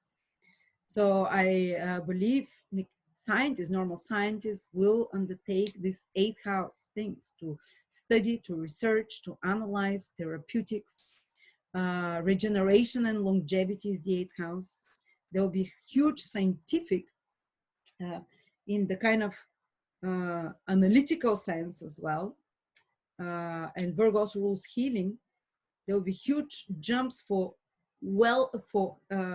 youth regeneration. Eighth house rules longevity of life. So for longevity of life, there'll be a lot of research there, a lot of studies, analytical. I think they will achieve quite big success there. And I think also that Virgo is the sign also of medical and health, just like the sixth houses, it carries the same energy. And our health system, being on the eighth house of Aquarius, in the age of Aquarius, will be totally transformed. Aquarius is transformation, and it will be transformed in a way that almost, again, eighth house rules the chakras, rules the energetic healing. There will be a lot of our medical system will align to energetic healings, to chakras, to kind of more occult means, you know. Virgo also, the eighth house rules sexuality. So Virgo is about purification. I believe that, again, sexuality will become less and less in the age of Aquarius. As well, the other sixth house is Gemini, another Virgo root, another Mercury root house. The two houses of sexuality, Gemini, the two signs of the two houses, the fifth and the eighth, they're under Mercury, which is cerebral. It's not so in the sexual, in the lower chakras. So sexuality will be very much spurred by thinking, very much spurred by intellectualism somehow, or by mutual ideas. Plus, it becomes less. Virgo is not so sexual. So that's interesting. I think like the eighth house is also those primitive urges. We'll have more cerebral control, analytical control over them. And over the next 2000 years, definitely people will become less and less sexual. Not saying that's good or bad, it's just what I see from the astrology. More cerebral, less sexual, more, but it's also the eighth house rules the chakras. So Virgo is purification. So I see purifications of the chakras, like people starting to fast and do specific exercises to clean up the chakras, or just maybe happening naturally, that the process of purification of chakras is starting to happen. And Virgo is purity. Eighth house is one of the exits in the horoscope, in the worldly horoscopes, to connect to invisible worlds. And one of them is through the chakras, So this purification is happening there, guys. And people will be working on it consciously. All right. Eighth house is debt, loans, taxes. And I was trying to figure out what it means. And Virgo naturally means to make something smaller. You'll see even people that have Virgo rising or strong Virgo in their horoscopes, their facial features are smaller, more delicate. They're kind of a bit smaller. So I'm thinking that this can indicate shrinking or making smaller, or trying to manage, because Virgo is a great manager, by analytical, by intellectual approach, by analyzing to shrink debt of governments, of countries, personal debt. And actually, it's almost like we'll be educated on debt, because Virgo is knowledge to train as well. It's, you know, so I think it will become part of our education, anything connected with this eighth house. So, because Virgo is the sign of the apprentice as well. So I think people would have more analytical and intellectual grasp on taxes, on debt, how to manage it, how to organize those better. And yeah, so interesting stuff. Scientific analysis of therapeutic and healing modalities, purification of sex, purification of chakra, auditing taxes and finances, very, you know, to the point. So next thing, Libra is in the ninth house. Oh, I have good news for you. Ninth house, Libra is harmony. Ninth house is international relationships between countries, foreign countries, how they relate to each other over the next 20 years. And as a consequence, the whole age of Aquarius as well, 2000 years, will achieve more harmony between each other. There might be some big showdown, whatever. It's like a big confrontation before this is achieved. But I think that because we have not done it till now, I think that we might be out of the danger of a third world order. Because of this, Libra in the ninth house is the most diplomatic sign in foreign relations. So I think we might reach understanding without things reaching to world war. And there was a prophecy as well that the humans were given to from Chico Xavier, that the humans were given till the year 2020. If they don't make a third world war, after that there will be none such. And third world war meaning to nuclear stuff and the scary stuff. It will not happen after that, and we'll be given a huge dispensation of knowledge, of wisdom. There will be huge growth of humanity, even contact with more evolved brothers and sisters from other civilizations. This is under Aquarius, guys. It's going to happen within the next 20 years. We'll have our first contact with civilizations, so don't worry. Well, worry if you're afraid of aliens, but these are more highly evolved. Or people will start communicating with those more evolved entities. It will become very normal, like to know someone who is in contact with them telepathically somehow, you know. But I think there might be actual face-to-face, hello, we're here, within the next 20 years. I think maybe after 2030, when the new world order is undermined and overturned by the counterculture that is starting from 2021, counterculture of independence and self-autonomy that we talked about, that this time is here to stay. When this happens, I think they'll be ready to, you know, contact us. And maybe they're not even physical. They might be other dimensional. So, you know, it's like the higher beings type of thing. But sorry, I got distracted. Diplomatic, fair, peace, focused foreign relationships and dialogue, eventually at least. Religion is the ninth house. Under Libra, well, there will be a cooperation, there will be understanding, there will be discourse, there will be compromise, there will be peace. Libra rules peace. You know, in the age of Pisces, the ninth house was Scorpio. What is Scorpio? Scorpio is very belligerent. Scorpio is very vengeful. Scorpio rules also the suicide bombers. What was that called? The ones that would kill for terrorists. Fanaticism is Scorpio. It's extreme, the lower manifestation of Scorpio. You know, there's the higher ones. There was like a lot of high spiritual initiations that, but we saw a big part of the ugly part in, to, you know, in the age of Pisces, that we're still a lot under the influence, but it's kicking off from December 21st, 2021 in full force for the next 20 years, when it's all shifting. The Piscean energy will start becoming less and less. So this extremism and fanatism in religions, this belligerence, this revenge, I'll kill you, you're Christian, I'll kill you, you're Muslim. Scorpio is the sign of death. All those religious wars were because the in the age of Pisces, our belief systems under the influence of Scorpio. Well, now they'll be under the influence of Libra, peace, harmony, compromise.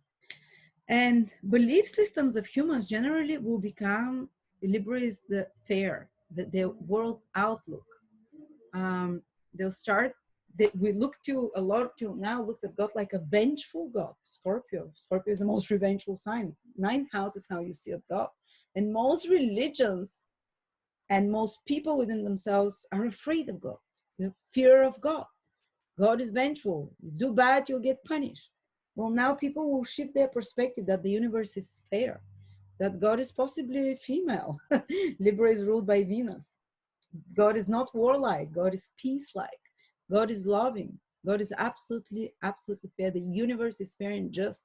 We'll all feel it in our bones. We'll start feeling it over the next 20 years. That's why the doctrine or the system, the belief of reincarnation will become the dominant belief system over the next 2,000 years for humans, because Libra is, you receive what you deserve, or what, everything is fair. Only in reincarnation, explains why am I born, this way, and why is someone else born another way. And only reincarnation explains it, that you chose to experience this, whatever, or because in a past lifetime, you were very kind to the poor, so now you're born with more money or with more opportunities, and so on. So this is the main belief system that will come for us. More female teachers. The ninth house is the teachers. Libra rules females, Venus. More female teachers. Revival of feminine spiritual principles and practices, feminine spiritual beliefs. Feminine spirit, the sacred feminine will become like a religion or like a worldview. Till now, the sacredness, because the ninth house is very sacred, God, was Scorpio. It's the masculine energy. Scorpio is ruled by Mars. And plus our teachers, a lot of the teachers, they were occultists, or they were just the teachers, the spiritual teachers. A lot of them had sex problems. So a lot of them just wanted to control their followers. Now there will be much more, under Libra, there will be more fair, there will be more, a lot more feminine teachers, a lot more feminine counselors and advisors as well. Revival feminine attitudes to foreigners, xenophobia, this extremism of scorpionic energy is gonna go away, and it's going away to many, since we've been in the age of Aquarius for some time. Or racism, it will start disappearing within the next 20 years. By the end of those next 20 years, I don't think racism will be such a rare thing, because ninth house is how you perceive those that are different than you. Those are different countries, colors, belief system. Oh, Libra, you see them as an equal human being. You see them from the eyes of peace. You see them as having the same rights. You see them actually, you have a decent discourse with them. You can collaborate with them. You can, all of those beautiful things. Rather than Scorpio, you killed my ancestors and you're white, so I'll hate you. Or you are black and you're whatever, whites and blacks hate. I don't understand that. I'm an Aquarius rising. I've always looked at other people and foreigners like, you're my equal, So, but the rest of humanity will start coming to that vibration. The universe is fair, life and creation is harmony. Judicial system. The ninth house is our judges, the judicial system. Fair. What more do you want? Fair. Okay, not corrupted and compromised. The low vibration of Scorpio. The high vibration is fierce and fights for the good. But we're moving from that. Then, and more female judges and so on. Then the 10th house. Now that's an important one. From Aquarius, which rules career and mission in life, is under Scorpio for the next 2,000 years. Start for the next 20 in particular. Now let's look at the positive qualities of Scorpio and the negative. And the 10th house is also our rulers. Well, there is danger of the law of manifestation of Scorpio, which is a power obsessed, crazed, sex obsessed, uh, kind of criminals, oligarchs, see the cabal, you know. But you started noticing we've been under the influence of the cabal. Actually, in the age of Pisces, those in the official roles of control was Sagittarius for 2000 years, the church. Sagittarius is the religious figures. Now we're moving to Scorpio, people with lots of money or people with occult powers. We can attract leaders that are high initiates in previous lifetimes.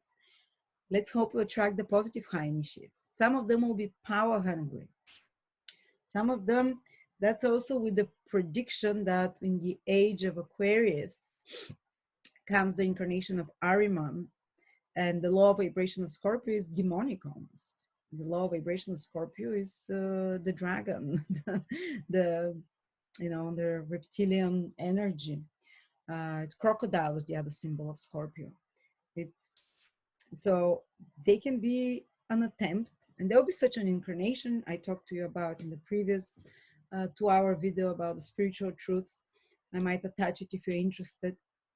But it's again, even the esoteric masters, they said yes, incarnation can come, but if people are not materialistic and they don't believe they're made out of just random atoms and Darwinian, just like where if you don't believe you're just a body and mind, that you have a soul, this incarnation of Ahriman, or after also they call them the Antichrist, is not going to, it's just going to pass by, irrelevant. It will come, there will be such a very powerful leader, very high occult initiate.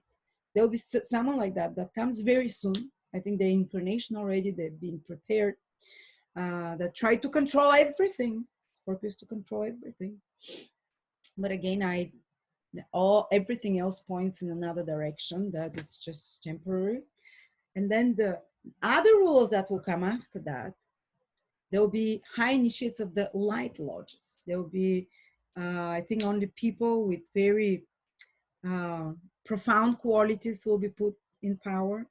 Plus, another thing that 10th house rules is they'll be transformational, they'll be very profound, but it rules our careers and our attitude collectively to our career and mission in life. And Scorpio has a lot of energy. So people will be putting a lot of energy, will be investing a lot of energy in their career development, almost like undivided obsessive focus. And this is the mission in life. So Scorpio is the most intense, obsessive. So you notice that people can no longer just collectively, especially in the more developed countries where the vibration is a bit higher always, nonetheless developed, because they're struggling for survival always, and the vibration is below the 200, of the developed world is about 250 now in consciousness, in the scale out of 1,000. But a lot of undeveloped countries, they go to 50, they go to 70, which is fear, hunger, which is depression or disinterest even. But I forgot my train of thought. Yes, but you'll notice that people can no longer just do a job for the sake of doing a job. First of all, the 6th house of service is Cancer, so people will approach their careers way more emotionally. It will have to have an emotional connection to them. And second, their mission in life, black or light. If you do not like what you do, this is Scorpio, they will not do it. They need to be obsessed. And you notice that you see more and more that whatever careers people are taking, they will be really, truly obsessed and putting all they have into that. Plus, Aquarius is overall is very extrovert sign. So the next 2,000 years, especially the next 20, are not going to be about taking a break. It's going to be about connecting, about being out and about and changing the world. Everyone would want to participate in some way, and everyone will have some important role to change that world. So we're not going to be very idle. A lot of people will put a lot of concentrated energy into their work, and they will have a need for deep connection and profound alignment to their mission and career. Plus, the ruler of the 10th house of careers and the ruler of the 3rd house is Mars. So it means that a lot of people will do their best work in small groups. 3rd house rules like combine with 3 or 4 people to do something. So careers in, careers that you see careers that best work, and the best leaders that work in a group as well. The best leaders that are not, that they want the advice of associates.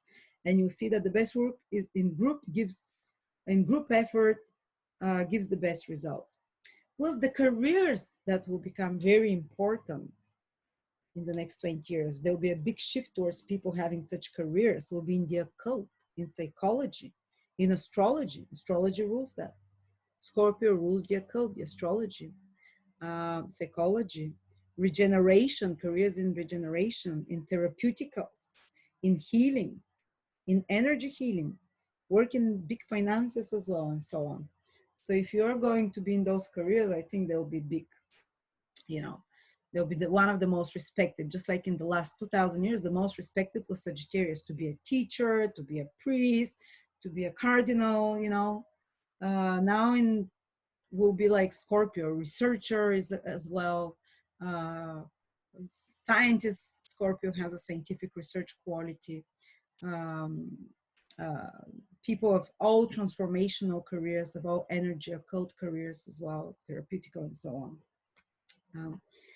All right, and then the 11th house is our social life. In the age of Aquarius is in the Sagittarius. This is fantastic. So how are you going to connect to others? People will start connecting to others by mutual beliefs, by the ideologies, what you believe in, rather than in the age of Aquarius, of Pisces, we're connecting with each other. Since Christ was born till the age, till the year 20, till 19, till the 20th century, through Capricorn. What is your, through hierarchical structure, who are your friends? Well, they're from the same hierarchical, if you were born a peasant in the Middle Ages, your friends are not going to be the royals, But nowadays, Sagittarius is very permissive sign, and it's going to get more and more. Your friends can be from all walks of life, very open-minded towards who is in your social circle. Sagittarius is not xenophobic. Sagittarius is open-minded to foreigners, to different cultures and countries. Your social circle will be so diverse, so embracing, so open-minded. Plus, very much people will connect through their belief systems. If you not want to hang out with someone just because they have status. There's still people rooted in that they choose their friends according to the age of Pisces. So they'll choose their friends if they have status, or if they can help me practically somehow get somewhere, or we can help each other do something practical like business together. Here is like, do you believe what I believe? Okay, you're my blood type. It's very hippish, I love it. People who have an expansive network to survive in the age of Aquarius, to thrive, you need lots of friends. I'm not talking people you talk every day with. Lots of connections is the 11th house. And that's also the marketplace of the economic system. Sagittarius will open a lot of new opportunities for people to participate in the marketplace. Sagittarius is opportunities, abundance of them. 11th house is business opportunities that connect everyone, just like Airbnb, just like you can plug in and you can become a business, part of some business, or Airbnb, or Uber. They already have started, but you'll see this everywhere, like collectively. We'll be using things collectively. That's very interesting how society is, and the most popular figures collectively will be also Sagittarians. There will be teachers, there will be like people that are open-minded as well. Formation of many, Sagittarius means many, it gives them abundance of many groups of humanistic, optimistic, good-natured people. That's Sagittarius. And 11th house is groups, communities. So you see the communities. That's why Aquarius is such a community loving sign. They love communities and friends because their house of friendships is in the Sagittarius, the most auspicious sign. They love to have many. Sagittarius is many friends. So now collectively we'll start doing that. We'll plug in into some community online or whatever. We'll start exchanging the ideas and flowing and opportunities for 11th house is income and material financial growth as well. Socioeconomic growth will come through those connections. Abundance comes from connecting in communities with like-minded people. This is Sagittarius' abundance. The abundance is in communities, guys. Just remember that. If you're doing business investments, where to live, all of those things, the community around you or the ones that you're connected online will be your biggest support system, source of income. Thriving through communal life. Income grows. So the income of people, there'll be the opening of new opportunities, Sagittarius, for income. The economy will become more inclusive. Someone from a ghetto in India can plug in and sell you something, or can plug in and offer you a service, or someone from, so that's how it's everyone, and everyone and can participate in the economy. Sagittarius does not discriminate. It allows everything, everyone. And the 11th house is the economic marketplace. Abundance through marketplace exchanges, communal projects and collaborations, large co-ops, marketplace participation. Sorry, this is my preparation, so I'm reading it. The list. People will have easy aspect to marketplace participation. Okay, we talked about that. Compassion and open-mindedness among people in society. That's how people treat each other, open-mindedness and compassion, Sagittarius. And then we go to the last house of Aquarius, which rules the 12th house. The 12th house is the subconscious.